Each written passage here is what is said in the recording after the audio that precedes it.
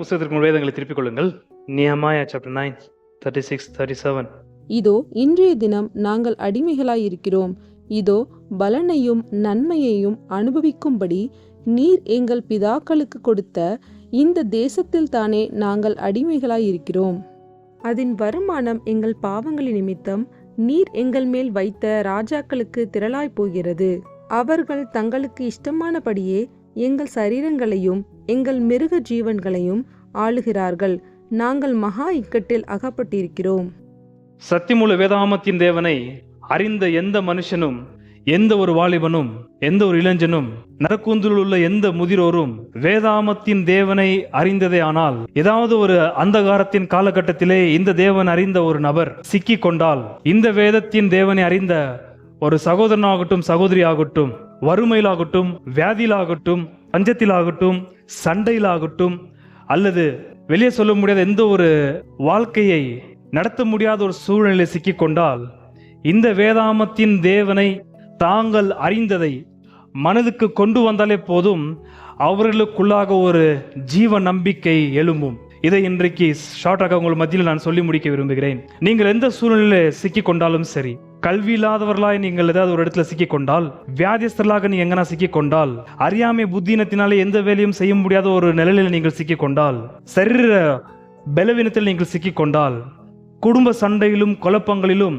கட்டுகள் நிறைந்த ஒரு சூழ்நிலை சிக்கி அந்த கட்டுகளை அவிழ்க்க முடியாத ஒரு பட்சத்தில் நீங்கள் இருப்பீர்களானால், இந்த வேதாமத்தின் தேவனை நீங்கள் உங்கள் மனசில் நினைவுபடுத்தி கொண்டாலே போதும், உங்களுக்கு அந்த ஒரு பொல்லாத சூழ்நிலையிலிருந்து வெளியே வருவதற்கான வழி அப்பொழுது உங்களுக்கு தெரியுமோ தெரியாதோ, ஆனால் உங்களுக்குள்ளாக ஒரு நம்பிக்கை எழும்பும்.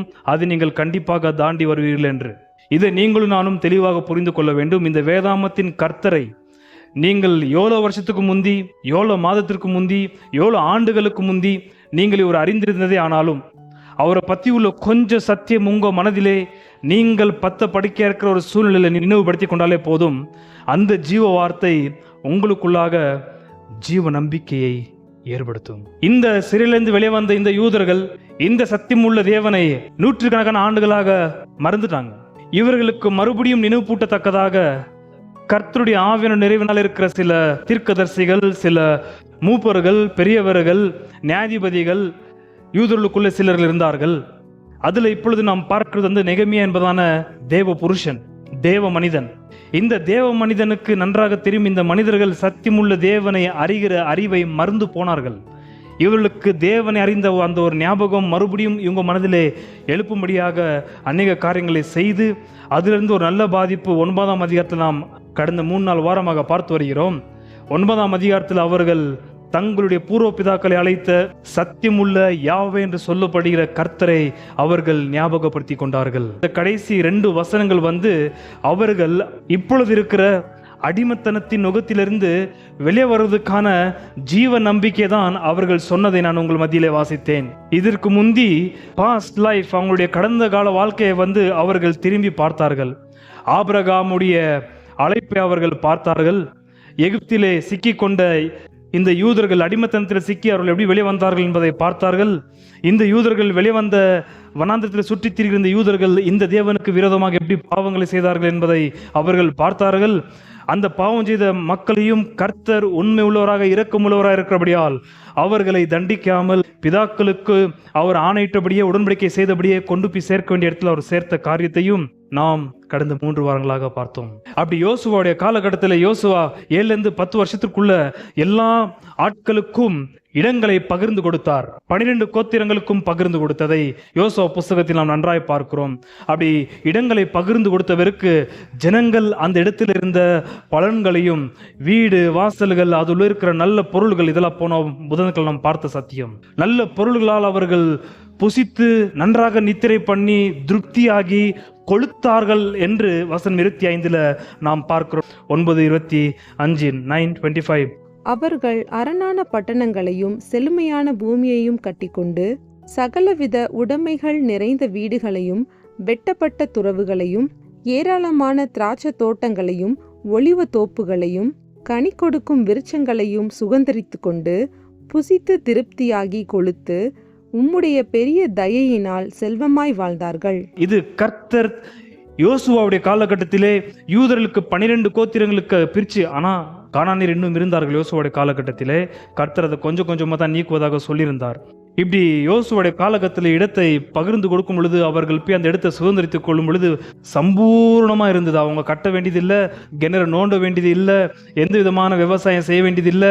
எல்லாமே அறுவடை செய்து சாப்பிட்ற நிலையிலே கர்த்தர் பாலும் தேனும் ஓடுற தேசத்தை பகிர்ந்து கொடுத்தார். அவர்கள் கொழுத்து நிறைந்தார்கள். நீங்களும் நானும் கர்த்தரை அறிந்தவர்களா இருந்தால் நாம் சாப்பிட்டு புசித்து பயம் தீகில் இல்லாமல் ஆரோக்கியத்தோடு சுகமாக நித்திரை செய்து குடும்பத்தோடு பிள்ளைகளோடு கூட இன்பமாக உல்லாசமாக வாழ்ற அந்த ஒரு நிறைவான வாழ்வில் அட்லீஸ்ட் நீங்கள் நானும் 1 மணி நேரம் அல்ல, 15 நிமிஷம் அல்ல, 10 நிமிஷம் அல்ல, 5 நிமிஷம் அல்ல, அட்லீஸ்ட் ஒரு 10 செகண்டாவது ஆண்டவருக்கு ஸ்தோத்திரம் செலுத்துவோம். நன்றி ஆண்டவர் என்று. அவ்வளோ சாப்பிட்டு நாம 1 மணி நேரம் கூட அவருக்கு முழங்கால் போட்டு சத்தியத்தை தியானித்து அவருக்கு நன்றி செலுத்தாவிட்டாலும் கிறிஸ்தவர்களாகிய நாம் ஒரு வார்த்தை அவருக்கு ஸ்தோத்திரம் செலுத்துவோம். ஆனால் இவர்கள் என்ன செய்தார்கள்? 26. ஆனாலும் அவர்கள் கீழ்ப்படியாதவர்களாகி உமக்கு விரோதமாக கலகம் பண்ணி உம்முடைய நியாயப்பிரமாணங்களை தங்களுக்கு புறம்பே எறிந்துவிட்டு தங்களை உம்மிடத்தில் திரும்பும்படி அவர்களை திடசாட்சியாய் கடைந்து கொண்ட உம்முடைய தீர்க்கதரிசிகளை கொன்று போட்டு கோபமூட்டுகிற பெரிய அக்கிரமங்களை செய்தார்கள். கர்த்தருக்கு நன்றி செலுத்தவில்லை, கர்த்தருக்கு ஸ்தோத்திரம் செலுத்தவில்லை. இன்றைக்கு கிறிஸ்தவர்களும் அப்படித்தான் இருக்கிறார்கள். அன்பானவர்களே, கர்த்தர் கிடந்து நன்றாக சாப்பிட்டு பஞ்சத்திலேயும் பசினிலேயோ வறுமையிலேயோ வனாந்திரத்தில் வாழ்வது போல வாழ்ந்து வந்தாலும் அவர்களை கர்த்தர் அந்த ஒரு பஞ்சம், பசி, பட்டினி, வியாதி, பலவிதமான கெட்ட பழக்க வழக்கங்களிலிருந்து தூக்கி திருப்தியாக சாப்பிட வைத்து அமைதியாக வாழ வைத்து சுகமான நித்திரை கொடுத்து எல்லா பூர்ண வசதிகளும் பண்ணி கொடுத்தாலும் நன்றி கெட்டவர்களாக இருக்கிறார்கள் கிறிஸ்தவர்கள் இன்றைக்கு. அடினும் சேர்த்து சொல்கிறேன். அப்போஸ்தலனாகிய பவுல் சொன்ன வார்த்தை, rejoice always, pray without ceasing, in everything give thanks always. எப்போதும் எல்லாவற்றுக்காகவும் உங்கள் பிதாவாகிய தேவனை இயேசு கிறிஸ்து நாமத்தினாலே ஸ்தோத்தரிங்கள் என்று அப்போஸ்தலனாகிய பவுல் கிறிஸ்தவர்களுக்கு கட்டளையிட்டு இருக்கிறார். நம்ம எல்லா நாளும் ஸ்தோத்தரிப்பது கிடையாது. அட்லீஸ்ட் திருப்தியா இருக்கும் பொழுது, சாப்பிட்டு ஏப்ப விடும் பொழுது ஆண்டவருக்கு ஒரு வார்த்தை நன்றி செலுத்துகிற பழக்கம் இருக்க வேண்டும் கிறிஸ்தவருக்கு. அநேக கிறிஸ்தவர்களுக்குள்ளாக நாம் பார்ப்பது கிடையாது. அது இருக்கணும். இவர்கள் நல்லா திருப்தி கொளுத்து இவர்கள் வளர்ந்து வந்த ஒரு நிலையிலே கர்த்தருக்கு ஸ்தோத்திரம் செலுத்துவார்கள் பார்த்தாக்கா, கர்த்தர் அறிந்து அவருக்கு ஸ்தோத்திரம் செலுத்த வேண்டிய நியாயப்பிரமாணத்தில் சொல்லப்பட்ட நியாயப்பிரமாணத்தின் கட்டளைகளையும் பரிசுத்தமுள்ள பிரமாணங்களையும் தூக்கி பின்னாடி போட்டார்கள் என்று ரொம்ப அற்புதமாக எபிரேய பாஷையில் அர்த்தம், தூக்கி பின்னாடி போட்டார்கள். இவர்கள் போற ஒரு திசைக்கு தடையா இருக்கிற இந்த பிரமாணம் தடையா இருக்கக்கூடாது என்று தூக்கி பின்னாடி போட்டார்கள். ஏன்னாக்கா அவங்க போய் இந்த ஒரு திருப்தியான கொழுப்பு நிறைந்த பன்றிகள் போல இருக்கிற நிலையிலே இப்ப இவங்க போய் சேத்துல குதிப்பதற்கு போற பாதையில இப்ப தடையா இருக்கிறது என்னன்னாக்கா நியாயப்பிரமாணம். பிள்ளைகளுக்கு பசி பட்டினி என்றால் என்னன்னு தெரிய வேண்டும். நம்முடைய கீழே தரமட்டத்தில் அடிப்படையான வசதி இல்லாமல் வாழ்கிற மக்களுடைய நிலைமைனா என்னன்னு தெரிய வேண்டும். நம் பிள்ளைகளுக்கு அவர்கள் மனிதர்களை மதிக்கிறவர்களாய் நம்முடைய பிள்ளைகள் வளர வேண்டும். நம்முடைய பிள்ளைகளுக்கு எல்லாமே கொடுத்து கொழுப்பு நிறைந்த நிலையில வளர்த்து விட்டீங்கன்னு வைங்களேன், கொழுப்பு நிறைந்த பண்ணி எப்படி சேத்திலப்பி விழுதோ அதே போல் அவர்களுடைய அடுத்த விஷயம் என்னவென்றால் ஓடிப்பி சேத்துல விழ வேண்டும். அப்படி இவர்கள் சேத்தில் விழத்தக்கதாக ஆயத்தமாய் காத்து கொண்டிருக்கிறார்கள். என்ன இந்த சேர் என்று பார்த்தால், நியாயாதிபதியோட காலகட்டத்தில் நடந்த சம்பவத்தை பேசுகிறேன். யோசுவா காலகட்டத்தில் கொழுப்பு நிறைந்த பன்றிகள் போல இருந்தார்கள். அடுத்து நியாயாதிபதியோட புத்தகத்தில் இருந்த நியாயாதிபதியோட காலகட்டத்தில் வந்த பிரச்சனை பற்றி இப்போ அங்கே பேசுகிறார். நியாயாதிபதியோட புத்தகத்தை நீங்கள் பார்க்குறதுனா தெரியுமா, தே கமிட் அடல்டரி, விபசாரம் செய்ததாக நியாயாதி புத்தகத்தில் பார்க்குற. வெறும் உடல் உறவுக்கு அடுத்த விபசாரம் மாத்திரம் அல்ல, அவர்கள் செய்த விபசாரம் அப்போ இருந்த அஷராத், பிலாயல், பேல் என்று சொல்லப்படுற அந்த புறஜாதிகளுடைய விக்கிரகங்களை ஆராதித்து அழைத்த தேவனை அவர்கள் பகைத்தார்கள். இப்படி அந்த ஒரு சேத்தில் விழத்தக்கதாக இந்த யூதர்கள் போகும் பொழுது முன்னாடி தடையா இருக்கிறது என்ன? கர்த்தருடைய நியாய பிரமாணம். இத்த காலில் உதித்து தூக்கி பின்னாடி போட்டு அவர்கள் மறுபடியும் அந்த சேத்துல குதிக்கத்தக்கதாக போகிறார்கள். அந்த புத்தி நமக்கு இருக்குது. பாவத்தை செய்ய போகும்பொழுது கர்த்தர் தம்முடைய வார்த்தை எந்த முகாந்திரத்திலாவது நம்முடைய கண்களுக்கு முன்பதாக கொண்டு வருகிறார். ஸ்டாப் பண்ணாத, வேண்டாம். தடையாகிற கர்த்தருடைய இந்த ஒரு பரிசுத்தமுள்ள பிரமாணத்தை நாம் தூக்கி பின்னாடினாக்கா அது ஒரு பேட் மீனிங். அதை தூக்கி பின்னாடி போட்டு நாம் எந்த சேத்துல குதிக்கணுமோ அந்த சேத்துல குதிப்பதற்கு ஓடுவோம். அந்த மாதிரி இந்த யூதர்கள் கர்த்தருக்கு முழங்கால் போட்டு நன்றி செலுத்துகிற பழக்கம் இல்லாமல் திருப்தியானதுக்கு அப்புறம் அவங்களுக்கு வேற எதுவுமே தேவையில்லை. புரிஞ்சுதுங்களா? பசியாகிறவன் தான் வேலை செய்வான், இவங்களுக்கு தான் திருப்தியாக இருக்குது. வேலையில் வெட்டியில் எல்லாமே இருக்குது. கர்த்தர் ரொப்பி கொடுத்துருக்கிறாரு. நன்றி செலுத்திட்டு அடுத்து என்ன செய்ய வேண்டும் என்று கர்த்தர்கிட்ட கேட்கறத விட்டுட்டு முட்டாள்தனமாக மதியனத்தனமாக திருப்தியான நிலையிலே இவர்களுக்கு செய்வதற்கு ஒன்றுமே இல்லாததுனால செய்யக்கூடாதவைகளை செய்வதற்காக போகிறார். இந்த பணக்கார பிள்ளைகள் அவங்களுக்கு செய்யறதுக்கு ஒன்றுமே இருக்காது. அப்பா எல்லாம் சேர்த்து வச்சிருப்பான். தெய்வ பயம் இல்லாத கூட்டத்தை சொல்லுகிறேன். இந்த ஊழியக்காரங்களும் அப்படிதான், அவங்களும் அந்த கூட்டத்தில் தான் சேர்ப்பாங்க. பிள்ளைகள் இந்த மாதிரி வளர்த்து விட்டு அவங்களுக்கு செய்யறதுக்கு ஒண்ணுமே இல்லை. What they would pursue after, என்னத்தை அவங்க தொடர்ந்து போவார்கள். பின்னானதை விட்டு முன்னானதை நாடுகள் என்று அப்போஸ்தலனாகிய பவுல் சொன்னாரு, yes something to pursue. திமோத்தியும் அதே சொல்றாரு, pursue after. இவங்களுக்கு என்ன ஆகுது, நாடு தேடுறதுக்கு பெண்கள் அழிக்கணும், அதுவும் திருப்தியானவருக்கு வேற என்ன ஆகுதுன்னு பார்ப்பான். எல்லா விதமான போதைப் பொருளில் ஈடுபடுவான். என்னெல்லாம் பண்ணுவோம், பண்ணி பண்ணி பண்ணி மண்ணுக்கு மண்ணா போகும் பொழுது கர்த்தர் நியாய தீர்ப்புக்காக காத்திருக்கிறார். அதுக்கு முக்கியமான அடிப்படை காரணமே அவங்க பெற்றோர்கள் தான். அந்த கொளுத்த நிலையில பிள்ளைகளை கொண்டு போய் உட்கார வைக்க கூடாது. Let them work hard. கர்த்தர் ஆதாமுக்கு சொன்ன வார்த்தை, உன் வேர்வைனாலே நீ ஆகார புசிக்கணும்ன்றாரு. அது அவனுக்கு ஒண்டி இல்லை, பெத்தவங்களை உங்களுக்கு ஒண்டி இல்லை, நம்மளுடைய பசங்களுக்கும் தான். They must work. என்னத்தான் இருந்தாலும் ஓரமாக ஒதுக்கி வச்சு பசங்க செய்ய வேண்டிய வேலையை அவங்க செய்யணும், படிக்க வேண்டியது அவங்க படிக்கணும். படிக்கலாம் ஒரு பரவாயில்ல அப்படி விடக்கூடாது. தேவன சாயல் உண்டாக்கப்பட்ட மனுஷனி ஒர்க் பண்ணும். எல்லாம் உன் லைஃப்பை ஒரு மாதிரி மிருகத்தோட பரிதாபமான நிலைமையில போய் மாட்டிக்குவேன். நீ நாளை பின்னைக்கு அப்பா அம்மா இருக்க மாட்டாங்க. இதெல்லாம் பெற்றவங்க சொல்லிக் கொடுக்குறதில்ல பசங்களுக்கு. அதனால கர்த்தர் சொன்னது போலவே உன் வேர்வைனால அப்பத்தை புசிப்பாயின்னு ஒர்க் பண்ணு. பர்சியூ ஆஃப்டர் வாட், கிறிஸ்துவ போல ஆகுறதுக்கு பிரயாசப்படு. இதெல்லாம் சார் சொல்லி தர்றது கிடையாது பசங்களுக்கு. ஸோ இவர்களுக்கு சேத்துல விழத்தக்கதான ஒரு இப்போ நிலைமைக்கு வந்திருக்கிறாரு. கர்த்தர் நியாயப்பிரமாணத்தை கொடுத்த உடனே அந்த நியாயப்பிரமாணம் எங்க இருக்குதுன்னு கூட தெரில இவங்களுக்கு. கர்த்தரோட பெட்டி எங்க இருக்குதுன்னு கூட தெரில இவங்களுக்கு. அந்த அளவுக்கு ஆகிப்போச்சு. ஆனால் கர்த்தர் விடவில்லை. கர்த்தர் விடவில்லை. தம்முடைய நாமத்தை அவர் வெளிப்படுத்துறது ரொம்ப தீவிரமா இருக்கிறார். என்னத்தான் நம்மள அவர் திருப்திப்படுத்திருந்தாலும் அந்த திருப்தியில நம்ம சாக்கடையில் விழ போனாலும் கர்த்தர் தம்முடைய நாமத்தை மறுபடியும் வெளிப்படுத்துவார். ஏன்னா இன்னைக்கு இருக்கிற திருப்தி உள்ள நாள் நமக்கு அப்படி நாளைக்கு அப்படி இருக்காது. நாளைக்கு பயங்கரமா இருக்கலாம். குடும்பத்தில் இருக்கிறவங்களும் அழிஞ்சு போகலாம். நீங்க ஒண்டி உயிரோட இருக்கலாம். பிசினஸ் போயிடலாம். எல்லாமே போயிடலாம். கர்த்தர் ஒண்டி தான் இருப்பார். எப்போதும் இருப்பவர் யார்? நம்முடைய கர்த்தர் ஒண்டி தான். ஆகியால் தான் நம்ம பிள்ளைகளுக்கு யாரு தெரியணும்? கர்த்தரை தெரியும். அதனால கர்த்தர் நிப்பாட்டவில்லை.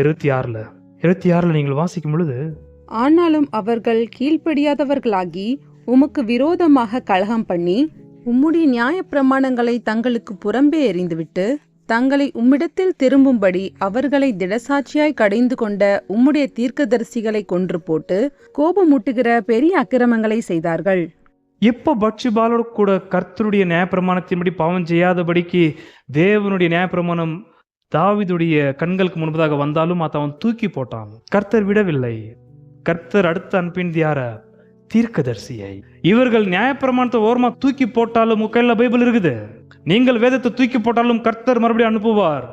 அந்த வேதத்தை மனதில் இருக்கிற ஒரு ஊழியக்காரனை, அந்த வேதத்தை கையாளுகிற ஒரு ஊழியக்காரனை, அந்த வேதத்தை வைத்து அடுத்து உனக்கு என்ன நடக்க போகுது என்று சொல்ற ஒரு ஊழியக்காரனை அனுப்புவார். அதே மாதிரி ஒரு நியாயப்பிரமாணத்தை தூக்கி பின்னாடி போட்ட உடனே கர்த்தர் நிறுத்தவில்லை, தீர்க்கதரிசிகளை அனுப்பினார். தீர்க்கதரிசி எல்லாரையும் கொன்று போட்டார்கள். நியாயப்பிரமாணத்தை நானும் வாசிச்சதா சத்தமா என்ன கேட்கும்? தீர்க்கதரிசி நீ சும்மா இருந்தாலே அவன் பேசி சத்தமா பேசிட்டு இருப்பான் நியாயப்பிரமாணத்தை. ஆக அவன சத்தத்தை நிறுத்த வேண்டும் என்று ஒட்டுமொத்த தீர்க்கதரிசிகளையும் இவர்கள் கொன்றார்கள். அங்க கர்த்தருக்கு ரொம்ப ஹர்ட் ஆயிடுச்சு. நீ சாக்கடையில் உள்ள போகும்பொழுது என் நியாயப்பிரமாணத்தை சத்தியத்தை கேட்கல, பரவாயில்ல, அது நான் கற்பலகளை கொடுத்திருந்தேன். எஸ்ரா போல இருக்கிற ஆட்கள் அந்த காலகட்டத்தில் யாராவது இருந்தால் எழுதி வைக்கிற ஸ்கிரைப்ஸ், வேத பாடல் யாராவது இருந்தால் எழுதி வைத்திருந்தது. ஆனால் அது ஒரு பெரிய ஸ்க்ரால் இருந்திருக்கும். இப்ப கர்த்தர் நியாயப்பிரமாணத்தை சத்தமா பேசுற எரேமியா, ஏசாயா என்பதான தீர்க்கதரிசிகள் ஆதி காலத்தில் ஈனோக்கிலிருந்து பிடித்து தீர்க்கதரிசியில கர்த்தர் அனுப்பினார்.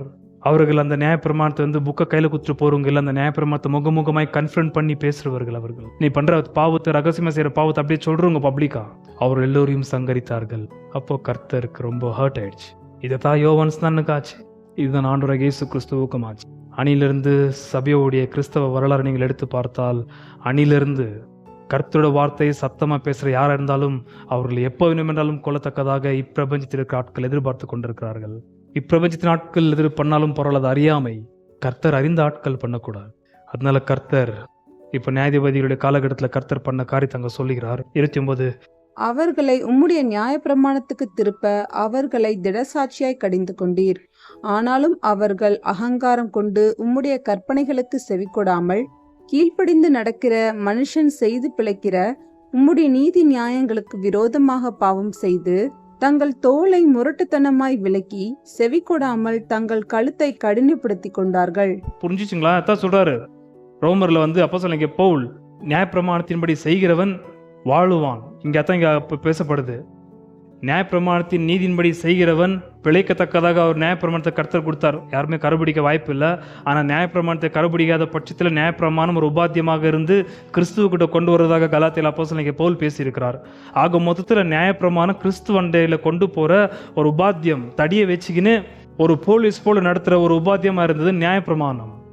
ஆக மொத்தத்தில் அது ஜீவனாகிய கிறிஸ்துவண்டையில் கொண்டு போகிற ஒரு நியாயப்பிரமாணம். அப்படி ஜீவன் அருளுகிற அந்த நியாயப்பிரமாணத்தை அவர்கள் தூக்கி விசிறி போட்டு பாவம் செய்து 29 தங்கள் தோலை முரண்டுத்தனமாக விலக்கி என்பதன வார்த்தைகள் ஞாபகம் இருக்குது. ஆண்டவரை இயேசு கிறிஸ்து 11ஆம் அதிகாரம் நினைக்கிறேன் மத்திய சுவிசேஷத்தில் கர்த்தர் இயேசு சொல்ற வார்த்தை, என்னுடைய நுகத்தடியை உங்கள் தோல் மீது போட்டுக்கொள்ளுங்கள். என்னது? கர்த்தருடைய டீச்சிங். அது பாரமானது அல்ல.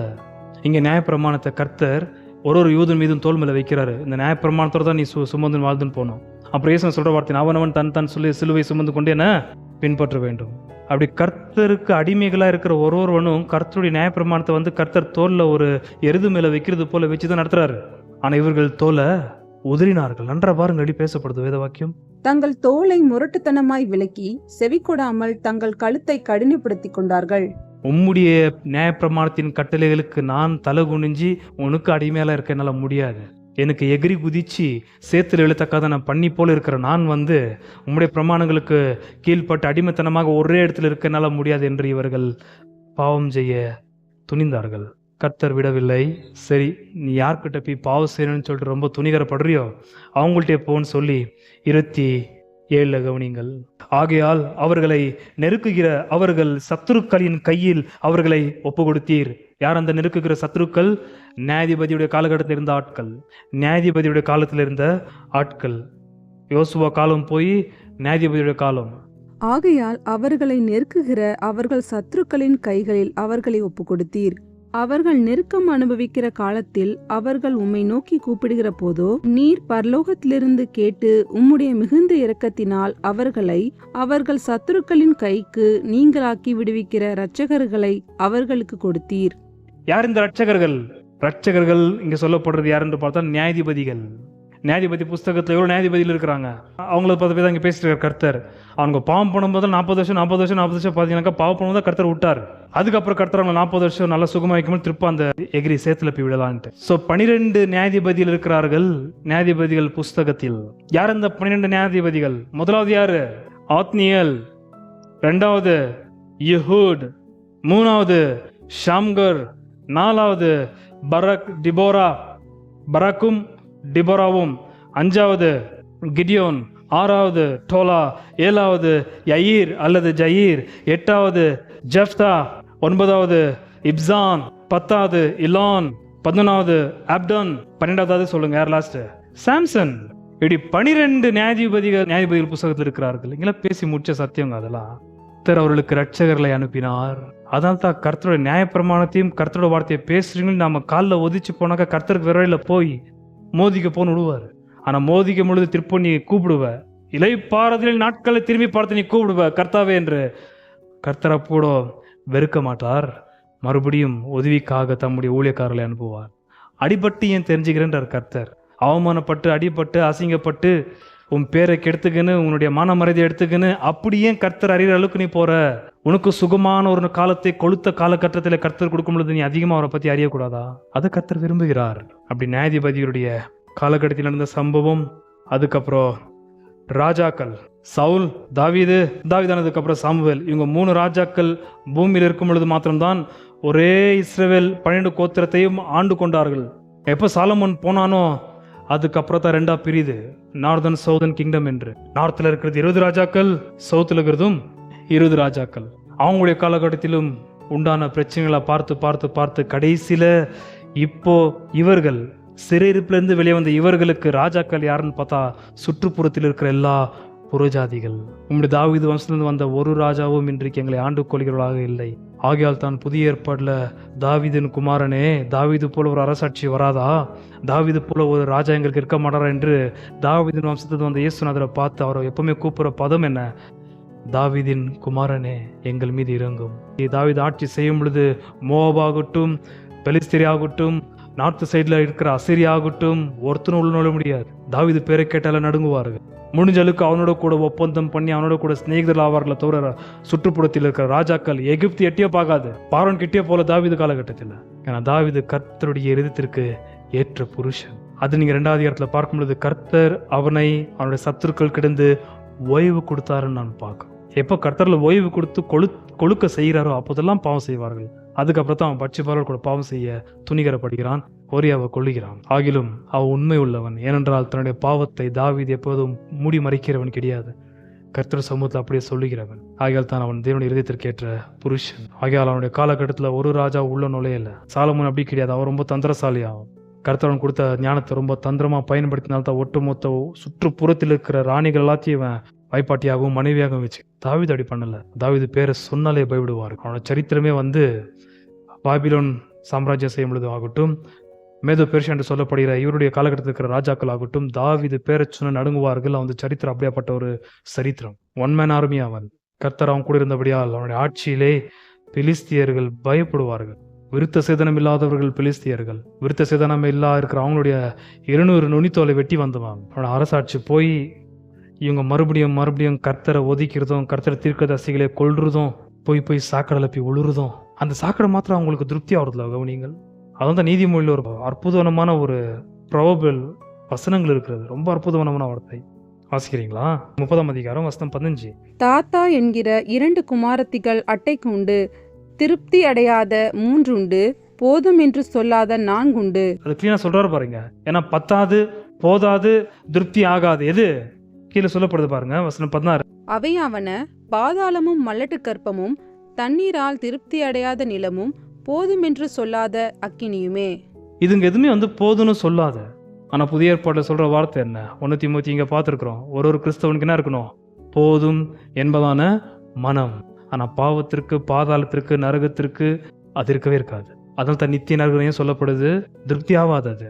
பாவமும் எப்போதும் ஒரு மனுஷனை திருப்திப்படுத்தாது. அது ஒரு வாட்டி டேஸ்ட் பண்ணிட்டானா அவன் சாவர வரைக்கும், அவன் அது நாசமாக்க வரைக்கும், அது சாப்பிட்டுன்னு இருக்கிற வரைக்கும் அது தாகமாகவே வைக்கும். அது ஆனால் கிறிஸ்தவனுக்கு மாத்திரம் தான் என்ன மனம்? என்ன you want to commit adultery, விபசாரம் செய்யறியா? என்ன நான் அது செய்யணும்? கிறிஸ்துவுக்குள்ளாக திருப்தியாக இருக்கிறேன். என்ன திருடுறியா? என்னத்துக்கு திருடணும்? கர்த்தர் என்ன திருப்தியாக வைத்து இருக்கிறார். என்ன போதும் என்பதான மனம் கிறிஸ்தவனுக்கு, பக்தி விருத்தியிலே வளர்கிற கிறிஸ்தவனுக்கு உண்டு, எல்லா கிறிஸ்தவர்களுக்கும் கிடையாது. ஞாபகம் வந்த ஒரு விஷயம். நெகேமியா கடைசி 2 வசனம் வாசி முடிச்சிடுறேன். நெகேமியா 9ஆம் அதிகாரம். இப்போ இவருடைய அந்த ஜீவ நம்பிக்கையை கவனித்து பாருங்கள். தயவுசெய்து மனசுக்குள்ளே வைத்துக் கொள்ளுங்கள். நீங்கள் எப்போனா கீழே விழுந்தவருக்கு இந்த கர்த்தரை ஞாபகப்படுத்தி கொண்டால் மெய்யாகவே உங்களுக்கு நம்பிக்கை உதிக்கும். அந்த நிலைமையை கர்த்தர் கண்டிப்பாக மாற்றுவார். ஆனால் அதுக்கு கண்டிஷன் இருக்குது. நீங்களும் நானும் கர்த்தருடைய நியாயப்பிரமாணத்தை, முக்கியமாக நம்ம வீட்டில் இருக்கிற இளைஞர்கள் கண்டிப்பாக ஒதுக்குவாங்க. வாசன கர்த்தருடைய நியாயப்பிரமாணத்தை சத்தியத்தை பேசுறவங்களையும் காரி துப்புவாங்க. நம்மளோட பிள்ளைகள் அது கண்டிப்பாக செய்வார்கள். குறிப்பிட்ட காலகட்டத்திலே அது செய்யும் பொழுது அவங்க எங்கன்னா உழுதுட்டாக்கா, பள்ளத்தில் உழுதாக்கா, அசிங்கப்பட்டாக்கா, வியாதியிலே ஆகட்டும், எதுனா ஒன்று கண்டிப்பாக விழுவாங்க. போலீஸ்காரன் போய் மாட்டி அடி வாங்கும் பொழுது அவர்களுக்கு இந்த ஜீவ வார்த்தை மாத்திரம் அவங்க நினைவுபடுத்துவதற்கு நீங்கள் உதவி செஞ்சாலும் சரி, இல்லை அவர்கள் ஞாபகப்படுத்தி கொண்டாலும் சரி, கர்த்தர் கண்டிப்பாக அந்த ஒரு நிலைமையை அவளுக்கு மாற்றுவது அதிக நிச்சயம். ஆனால் under some stipulation and conditions, அதுக்கு சில கட்டாயமான நிபந்தனைகள் உண்டு. அது 10ஆம் அதிகாரத்தில் நடக்குது. அடுத்த வரதாவது பார்க்க இருக்கிறோம். இவங்க சொல்லிட்டு இந்த நிலைமை மாற வேண்டும் என்று இந்த ஜீவனுள்ள தேவனுடைய நாமத்தை அறிந்த இந்த ஜனங்களுக்கு ஜீவ நம்பிக்கை வந்த உடனே கர்த்தர் கண்டிப்பாக எங்களை மாற்றிடுவார், எங்களுக்கு ஒரு ராஜா வருவார், இந்த நிலைமையெல்லாம் மாறும் என்று அவர்கள் சொல்லிட்டு நீங்கள் 10ஆம் பார்த்தீங்கன்னாக்கா எத்தெல்லாம் விட வேண்டுமோ அதெல்லாம் விடுவதற்கு முதலாவது தீர்மானம் செய்கிறார்கள். அப்படியே 13ஆம் அதிகாரத்தில் பார்த்தீங்கன்னாக்கா நெகேமியா கொஞ்சடி போறாரு. திருப்ப அந்த பண்ணி புத்தி வந்துடுது, எகிரி குதிக்கிறாங்க. எத்தெல்லாம் விடக்கூடாதுன்னு நிபந்தனை போட்டு உடன்படிக்கை செஞ்சாங்களோ கப்புன்னு அதை புச்சிக்கிறானுங்க. மறுபடியும் பழக்கம் அது அப்படித்தான். பாவத்தை மாற்ற ருசி பார்த்துட்டாக்கா அது போதும்னு சொல்லவே சொல்லாது, மண்ணுக்கு போகும் வரைக்கும். ஆகியத்தில் நான் போஸ்ட் பவுல் 7ஆம் அதிகாரத்தில் ரோமரில் சொல்கிற வார்த்தை, நிர்பந்தமான மனுஷன் நான், இந்த பாவமான சரீரத்திலிருந்து என்னை யார் விடுவிப்பார்? இந்த பாவமான சரீரத்தில் இருக்கிற அந்த இச்சையின் மோகம் எல்லா நாளும் என்ன தான் செஞ்சாலும் இதுக்கப்புறம் வானனான்று அப்போதுக்கு தோணும். திருப்ப மறுநாள் பார்த்தீங்கன்னாக்கா திருப்ப அது do it again, don't stop, don't quit, do it. வேதம் என்பது வெறும் ரியாலிட்டி அன்பானவர்களே. அப்படியே நடைமுறையில் இருக்கிற மனுஷனுடைய பரிதாப நிலைமத்தை அப்படியே கண்ணாடி போல காட்டுற ஒரு சத்தியமுள்ள வெளிப்பாடு இது. அப்படியே சொல்லிடும் மனுஷனை பற்றி. இவர்களுக்கு கடைசியில் இந்த கர்த்தரை ஞாபகம் பண்ணி கொண்டபடியா இவர்களுக்குள்ளாக ஜீவ நம்பிக்கை எழும்பினது. அதை நான் வாசித்து முடிச்சிடறேன். ஓகே, அடுத்த வாரம் அந்த ஜீவ நம்பிக்கை எழும்பினதுக்கு அப்புறம் அவங்க விடல. அதனால தான் அன்பானவர்களே, பசங்களுக்கு இதை நீங்கள் புரிய வைக்கணும். பசங்களுக்கு இந்த படிப்பு ஏறாத இருக்கிற பசங்க, கை தொழில் தெரியாத இருக்கிற பசங்க, அது பெற்றவங்க பண்ணுற ரொம்ப மிஸ்டேக். அது அப்படியே விட்டுறது, அந்த ஸ்டேட்டில் விடக்கூடாது. அவர்களுக்கு ஜீவ நம்பிக்கை எழுப்புவதற்கு எப்படியாவது அவங்க மனசுக்குள்ள கர்த்தருடைய நாமத்தின் வெளிச்சத்தை நீங்கள் சொல்லிதான் ஆக வேண்டும். அதை சொல்லி பாருங்க, அவங்கள கர்த்தர் போக வேண்டிய வழியில கண்டிப்பாக நடத்துவா. ஆனால் நடத்துவதற்கு முந்தி 10ஆம் அதிகாரம் அடுத்த வாரம் துவக்க இருக்கிறேன். அந்த ஒரு condition confirm.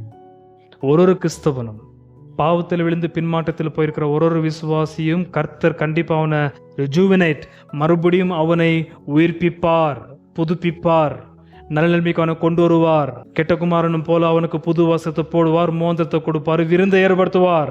But there is one stipulation, turn back. அவன் மனம் திரும்பினான், தன்னுடைய தகப்பன் இடத்துல மனம் திரும்பினான். அந்த மனசு கடைசியில் போய் பண்ணிக்கிட்டதான். மனம் திரும்பணும், பிதா கிட்ட வரணும், விட வேண்டியதை விட்டுறணும். அதான் 10ஆம் அதிகாரத்தில் அவங்க போடுற பெரிய ஒரு நிபந்தனை, உடன்படிக்கை. ஆனால் அவங்களுக்குள்ள ஜீவ நம்பிக்கை இது வந்துச்சுன்னா போதும். பசங்களுக்கு இது வர்றதுக்கு நீங்கள் தயவுசெய்து ஏற்படுத்தணும். இந்த கர்த்தரை பற்றி அறிய வச்சிட்டிங்கனாக்கா அவங்கள கர்த்தர் டெவலப் பண்ணுவார். அந்த அந்த சந்தேகமே உங்களுக்கு வேண்டாம். நம்ம பிள்ளைகளுக்கு தேவையாக இருப்பது நம்முடைய கர்த்தருடைய அறிவு. அந்த கர்த்தருடைய நாமத்தின் அறிவு உண்டான நம்முடைய பிள்ளைகளுக்கு லிவிங் ஹோப், ஜீவ நம்பிக்கை ஆட்டோமேட்டிக்காக வந்துடும். அதுக்காக பெற்றவங்க பிரயாசப்படுறதே கிடையாது. நம்ம பசங்க என்ன விட்டாக்கா சரி, அவன் அப்படி தான் பிறந்ததுலேருந்து அப்படி தான் ஆகிறான், அவனுக்கு மைண்ட் அப்படி தான், என்ன பண்ணுறது, அவங்க அப்பாவோட வியாதி அது, அதெல்லாம் பேசக்கூடாது. கிறிஸ்தவர்கள், நமக்கு ஒரு அப்பா இருக்கிறாரு பரலோகத்தில், அவரை பற்றி பேச தெரிஞ்சுக்கணும். 35, 36, 37 வாசி நான் முடிச்சிடறேன், டைம் ஆகுதுதான். இன்றைய தினம் டுடே எல்லா பாஸ்டெல்லாம் பேசி ஆயிடுச்சு. ஆபிரகாம்ல இருந்து பிடிச்சி கடைசி ராஜா வரைக்கும் பேசி ஆயிடுச்சு. ஜெடக்காயா கடைசி ராஜா, அதுக்கப்புறம் பாபிலோன் இவங்களை தூக்கின்னு போயிடுச்சு. இப்போ இவங்க பேசுற வார்த்தை, இதோ இன்றைய தினம் நாங்கள் அடிமைகளாய் இருக்கிறோம். இதோ பலனையும் நன்மையையும் அனுபவிக்கும்படி நீர் எங்கள் பிதாக்களுக்கு கொடுத்த இந்த தேசத்தில் தானே நாங்கள் அடிமைகளாய் இருக்கிறோம். நாங்கள் என்னவா இருக்கிறோம்? அடிமைகளா இருக்கிறோம். எம்ஃபாட்டிக்கா பேசுறாங்க. இன்றைக்கு பாத்தீங்கன்னா ஆண்டவரை நீர் எப்படி வச்சிருங்கள, கொளுத்த சந்ததியிலிருந்து வந்த இவங்களை பார்த்தாலே சுற்றுப்புறத்தில் இருக்கிற ராஜாக்களுக்கெல்லாம் பிடிக்கும். வயசாங்களை கொண்டுடு, ஸ்திரீங்களை அடிமையை கொண்டு போயிடு, யுத்த போர் வீரத்தில் இருக்கிற எல்லா சேவர்களையும் அழிச்சிடு. இந்த வாலிபனாக இருக்கிறான் பாரு 15, 16, அதனால தான் தானியல் போல இருக்கிற ஆளுங்களை கூண்டு போயிட்டாங்க. ரொம்ப சௌந்தரியம் உள்ளவர்கள் யூதர்கள், ரொம்ப பலவான்கள், ரொம்ப எக்ஸ்பர்டீஸ் ஜாஸ்தி அவர்களுக்கு. எல்லாருக்கும் பிடிக்கும் இவங்களை பார்த்தா. அதே நேரத்தில் இவங்க ரொம்ப ஆபத்தானவங்க. ஈஸ்ட் சைடில் இவங்களை பார்த்தாலே பிடிக்காது, வெஸ்ட் சைடில் யூதங்களை பார்த்தா ரொம்ப பிடிக்கும். சொல்கிற வார்த்தை, நாங்கள் அடிமைகளாக இருக்கிறோம் எங்கள் சொந்த பூமியில். பாவத்து நிமித்தமாய், பின்மாற்றத்து நிமித்தமாக உடலில் இருக்கிற ஆரோக்கியம் குறைந்து போனாலும் சரி, பஞ்சத்தில் உடலில் இருக்கிற சக்தி கொஞ்சம் குறைவானாலும் சரி, படிக்க வேண்டிய காலகட்டத்தில் படிக்காமல் இப்போ கல்வி ஏறாமல் இருந்தாலும் சரி, நீங்கள் எந்த மோசமான நிலையில் இருந்தாலும் சரி, இந்த கர்த்தருடைய நாமத்தை அறிந்து இந்த நிலைமையை மாற்றுங்க ஆண்டவரே என்பதான ஒரு ஜீவ நம்பிக்கை உங்களுக்குள்ள வந்துச்சுன்னா அந்த ஸ்டார்டிங் பாயிண்ட் ரொம்ப முக்கியம். அதன் வருமானம் எங்கள் பாவங்களின் நிமித்தம் நீர் எங்கள் மேல் வைத்த ராஜாக்களுக்கு திரளாய் போகிறது. திரளாக போகிறது. எதின் வருமானம்? எங்கள் சொந்த பூமி இங்கே குத்திங்க தெரியுமா, கானான் தேசம். இப்போ நாங்கள் கடினமாக ஒழிக்கணுமா இருக்குது. சுற்றுப்புறத்தில் இருக்கிற எங்களை அறியாத ராஜாக்களுக்கு நாங்கள் இப்போ அடிமைகள் ஆகிட்டோம். இப்போ நாங்கள் எங்கள் சொந்த பூமியில் வேலை செஞ்சுட்டு அவங்களுக்கு பணத்தை கொடுக்கணுமாக்குது. அவங்க எங்கள் சரீரத்தை ஆண்டு கொண்டு இருக்கிறாங்க, எங்கள் மிருக ஜீவன்களையும் ஆண்டு கொண்டு இருக்காங்க. அது மிருகத்துக்கு எங்களுக்கு வித்தியாசம் இல்லாத அளவுக்கு அங்கே ஆண்டுன்னு இருக்கிறாங்க. ஜீவனை ஒரு மிருகத்தை எப்படி யூஸ் பண்ண முடியுமோ அந்த மாதிரி அவர்கள் எங்களை யூஸ் பண்ணி கொண்டு இருக்கிறார்கள். நாங்கள் இப்போ ஒரு மிருக நிலைமைக்கு போயிட்டோம். அதுதான் அந்த பண்ணி சாப்பிட்றதுன்றது. இவங்களும் போயிட்டாங்க. ஆனால் தெளிவு உண்டாச்சு. ஐயோ, ஏன்டா இது மிருகம் இருக்கிற இடம், இது பண்ணி இருக்கிற இடம், இது ஒரு சாக்கடை, இது இங்கே வேணான்னு இருக்கணும். கர்த்தர் உன்னை வச்சு பெரிய திட்டங்களை போட்டிருக்கிறார். நீ அவர்கிட்ட போனால் ஒழிய அது உனக்கு வெளிப்பாடு உண்டாவாது. அந்த வெளிச்சம் உண்டானா தான் உங்களுக்கு அதுக்கேற்ற கிருபை கிடைக்குமா, தயவு கிடைக்கும். கர்த்தர் அதுக்கேற்ற சூழ்நிலை அமைத்து கொடுப்பார். அதனால் நீ அவர்கிட்ட போகாமல் என்ன பண்ணிங்கிற, நீ இப்படியே ஒரு மாதிரி சில மாதிரி உட்காந்து என்ன பண்ணிக்கிறன்ற ஒரு கேள்வி பிள்ளைகளுக்குள்ளாக எழுப்பி விடணும். உணர்ந்து 37, அதன் வருமானம் எங்கள் பாவங்களின் நிமித்தம் நீர் எங்கள் மேல் வைத்த ராஜாக்களுக்கு திரளாய் போகிறது. அவர்கள் தங்களுக்கு இஷ்டமானபடியே எங்கள் சரீரங்களையும் எங்கள் மிருக ஜீவன்களையும் ஆளுகிறார்கள். நாங்கள் மகா இக்கட்டில் அகப்பட்டிருக்கிறோம். ஒரு மாட்டில் இருக்கிற பாலை கூட எங்களால் எடுத்து குடிக்க முடியல. அவன் தான் ஆண்டுன்னு இருக்கிறான். மிருகங்கள் அவுந்து, இடங்க அவுந்து, வெறும் நாங்கள் எங்கள் சரீரம் மாத்திரம் இருக்கோம். அந்த எங்கள் சரீரத்தை அவன் தான் ஆண்டு கொள்றான். எப்படி இருக்க கொஞ்சம் யோசிச்சு பாருங்க. சரீரங்களையும் எங்கள் மிருக ஜீவன்களையும் ஆளுகிறார்கள். நாங்கள் மகா இக்கட்டில் அகப்பட்டிருக்கிறோம். அவங்க நிலைமையை சொல்றாங்க. என்ன மாதிரி இப்போ நல்லா கவனிங்கள், என்னத்தான் இவர்கள் அடிமைத்தனத்தில் சிக்கி நிக்கடுன்ற வார்த்தை எபிரேய வார்த்தைக்கு அர்த்தம் நேரோ, திரும்ப முடியாது. மெக்சிகோ என்ன அந்த இடத்துல எங்கள் ஜெயில் பார்க்கும் பொழுது அங்கே சின்ன ஒரு தண்டனைனாக்கா நிற்கிற அளவுக்கு தான் ஒரு இடம், உட்கார முடியாது. அந்த மாதிரி ஒரு சின்ன ஒரு செல்லு மாதிரி போட்டு வச்சுருவான். ஜாஸ்தி ஜெயிலில் தான் தொந்தரவு பண்ணாங்க பெரிய பெரிய ஆளுங்க. நின்றுன்னு இருக்கணும், ஒரு 5 hour 6 hour விட்டுருவான், நின்று அப்படின்னு முட்டி போயிடும். அப்புறம் நெக்ஸ்ட் இந்த தப்பு பண்ணக்கூடாதுன்ற புத்தி தெரிய வைக்கிற அளவுக்கு பண்ணுவாங்க. இங்கே சொல்லப்படுது, நீ இக்கட்டுன்ற வார்த்தைக்கு எங்களால் திரும்ப முடியல ஆண்டவரே. ஒரு அடிமைகளாக நின்று இருக்கிறோம் நாங்கள். மிருக ஜீவனுக்கு ஓய்வு கொடுப்பாங்க, காலையில் சாயங்காலம் வரைக்கும். இல்லை ஒரு 4 hour அதுங்களை ஓட வச்சாக்கா, குதிரையில் நீங்கள் அந்த காலகட்டத்தில் ஸ்டாலின் வந்து அந்த குதிரை நீங்கள் எடுத்து பயன்படுத்திங்கனாக்கா ஊராக பயணம் செய்வார்கள். அது ஓடுதுன்னு சொல்லிட்டு ஓட்டின போனாக்கா செத்துரும் அது போகிற வழியிலேயே. குறிப்பிட்ட அவர் வரைக்கும் ஓட்டிட்டு அதுக்கு ஓய்வு கொடுத்துட்டு அதுக்கு கொடுக்க வேண்டியதை கொடுத்துட்டு ஓய்வு எடுக்கணும். திருப்ப அது ஓய்வு திருப்பி எடுக்கணும். அது அவங்களுக்கு தெரியும் அப்படின்ட்டு. மிருகங்களுக்காக கொஞ்சம் ஓய்வு இருக்குது. இவர் சொல்கிறார், எங்களுக்கு ஓய்வு இல்லை, உட்கார முடியல, எங்களுக்கு திரும்ப முடியல, எங்களுக்கு நெருக்கத்திலே எங்களை போட்டு நெருக்கி இருக்கிறார்கள், திரும்ப முடியாத அளவுக்கு நாங்கள் மாட்டியிருக்கிறோம் ஆண்டவரை. இவர்களுக்கு விழிப்புணர்வு வந்தது, ஜீவ நம்பிக்கை வந்தது, இது வந்து மாற்றுங்க ஆண்டவரை. அப்படி தெரிஞ்ச ஒன்று அவங்களுக்கு தெளிவாக புரியுது, இது மாறணும்னாக்கா ஃபஸ்ட்டு நமக்குள்ளே இருக்கிற சில மாற்றங்கள், அடிப்படையான பிரச்சனைகள் மாற வேண்டும் என்று சொல்லி 38 இவையெல்லாம் இப்படி இருக்கிறபடியினால் நாங்கள் உறுதியான உடன்படிக்கை பண்ணி அதை எழுதி வைத்திருக்கிறோம். எங்கள் பிரபுக்களும் எங்கள் லேவியரும் எங்கள் ஆசாரியரும் அதற்கு முத்திரை போடுவார்கள் என்றார்கள். முத்திரை போடுவார்கள் என்றார்கள். அது என்னன்றது வந்து 10th சொல்லப்படுகிறது. நாம் அதை அடுத்த வாரம் பார்க்கிறோம். ஜீவ நம்பிக்கை வந்த ஒரு விசுவாசி மேலே கர்த்தர் என்னை உயர்த்தணும், இந்த நிலையில் நான் இருக்கவே கூடாது என்று உங்கள் உடல் எடுத்துக்கொள்ளுங்கள், உங்கள் குடும்ப சூழ்நிலை எடுத்துக்கொள்ளுங்கள், உங்கள் வேலை எடுத்துக்கொள்ளுங்கள், எதனா எடுத்துக்கொள்ளுங்கள். முக்கியமாக ஊழியம் கூட அவ்வளோதான். என்ன இப்படி இருக்குதா என்று எடுத்துக்கொண்டு இந்த ஜீவ நம்பிக்கை அருளுகிற கர்த்தருடைய நாமத்தை அறிந்த ஒரு ஊழியக்காரன் விசுவாசி அவர் நோக்கி கூப்பிட்டாலே போதும். அதுதான் முதல் அற்புதமான அந்த அந்தகாரத்தின் சூழலிருந்து எடுத்து வைக்கிற ஒரு படி.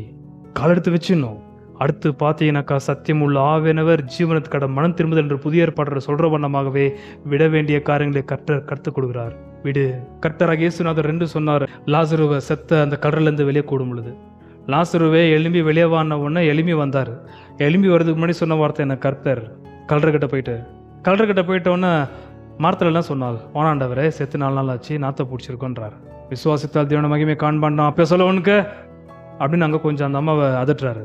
அதுக்கப்புறம் என்ன சொல்கிறாரு? கல்றக்கிட்ட போன பிறகு கர்த்தராகிய இயேசு சொல்கிறாரு, அதெல்லாம் நீங்கள் விட்டுறக்கூடாது தெரியுமா? கல்லை வெளியவான்னு சொன்னூருக்கு கல்லை புரட்ட முடியாதா? கல்லை புரட்டுங்கள், வெளியே வந்த பிறகு கட்டை அவிழ்த்து விடுங்கள். இது 2 யார் பண்ணிந்து? கல்லை போட்டிருந்தியாரு, கட்டை அவனுக்கு கட்டிந்தியாரு.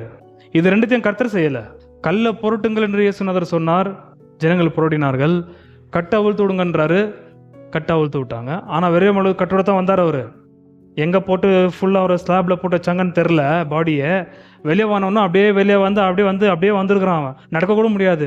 அந்த சீலையை போட்டு கட்டினால், லெனன் கிளாத், அது இயேசுநாதருக்காக தான் போட்டு கட்டினாங்க. அது இங்கே பேசியிருக்கிறேன். 2 விஷயம் இயேசுநாதர் செய்யவில்லை, அவங்கள செய்ய சொல்கிறார். ஏன்னா அது கல்லை புரட்டு, வெளியே வந்த பிறகு அவனுடைய கட்டாவளு. இப்பிரபஞ்சத்துக்கு அடுத்த பாவமான கிரியைகள் நம்மள்ட்ட என்ன கர்த்தர் நம்மள சொல்கிற வார்த்தை விடுன்றாரு. புரிஞ்சுதுங்களா?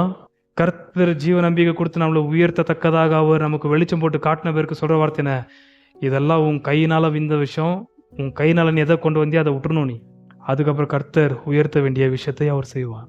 அதுதான் ஜீவனத்துக்கு அடுத்த மனம் திரும்புதல். விட்டுறணும்.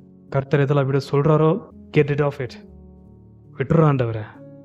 இனி இந்த ஒரு சாக்கடநாத்தை எழுப்புற இந்த பேச்சாகட்டும், இந்த செயலாகட்டும் கண்டிப்பாக நான் செய்யவும் மாட்டேன், பேசவும் மாட்டேன் என்று நீங்கள் எப்போதெல்லாம் சொல்ல ஆரம்பிக்கிறீங்களோ, கர்த்தர் உங்களை உயர்த்தி அவர் இந்த மோசமான நிலையிலிருந்து எந்த லக்கையில் கொண்டு போய் வைக்க வேண்டும் என்று திட்டம் போட்டிருக்கிறாரோ உங்களையும் உங்கள் பிள்ளைகளையும் அங்கே நிச்சயமாய் கொண்டு போய் நிறுத்துவார்.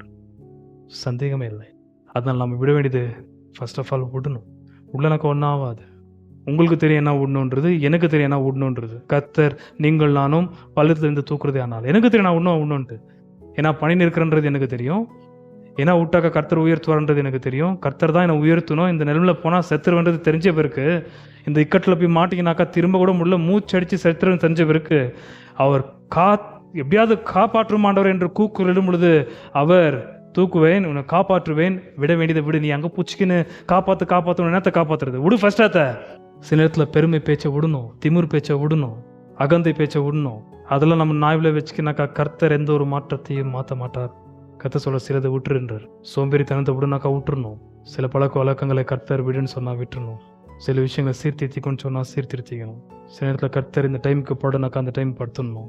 கர்த்தர் இந்த நேரத்தில் எலும்புனாக்கா இந்த டைமில் எழுமிடணும். அதை மாற்றது நீங்கள் ரொம்ப லேசாக நினைக்கிறீங்க, ரொம்ப டிஃபிகல்ட். அது going to bed on time and waking up on time is very more difficult தான் அதர் சின்ஸ். மற்ற பாவங்களோட இது ரொம்ப கடினமான பாவம். அது டைமுக்கு போய் படுன்னு கர்த்தர் எவ்வளோ சொன்னாலும் உங்களுக்கு படகு மூண்டா வராது. அதுவாக கண்ணு ஒட்டணும் உங்களுக்கு. அது வரைக்கும் வேறு என்ன பண்ணிட்டு இருக்கிறது. கர்த்தர் அதிகாலை எழும்பி இந்த வேலை செஞ்சு தேவன ராஜ்யத்தின் நீதியை தேடிட்ட பிறகு இந்த வேலை பண்ணுன்னு கர்த்தர் ஒரு ஸ்கீம் போட்டு புதிய நாளை கொடுத்தாக்கா அதை அப்படியே நாசமாக்கி விட்டுருது. எப்பயும் எழும்பிடுது. That's very sinful. கர்த்தர் எப்போ டைம் போகிறாரோ போய் எனக்கு எப்போல்லாம் எழும்பி ஜெபம் பண்ணி சொல்கிறோம் ஏஞ்சிக்க வேண்டியதான். அந்த அளவுக்கு ரொம்ப விழிப்புணர்வுலாக ஆக்டிவாக இருக்கணும் உடல். அதனால் எவைகளை விடணுமோ சீக்கிரமாக விட்டால் கர்த்தர் சீக்கிரமாய் உயர்த்துவார். பிடிச்சின்னு எந்துக்குன்னு அதை விட மனம் இல்லாமல் காப்பாற்றுவாண்டவரே ரொம்ப ஆபத்தில் இருக்கிறான், இதை விட மனசு இல்லைனாக்கா நீ அங்கேயே கடனிறாரு. விடாத்த ஃபஸ்ட்டு கட்டா விழுங்க, கல்லை புரட்டுங்க. யார் நானா மூணாத்த?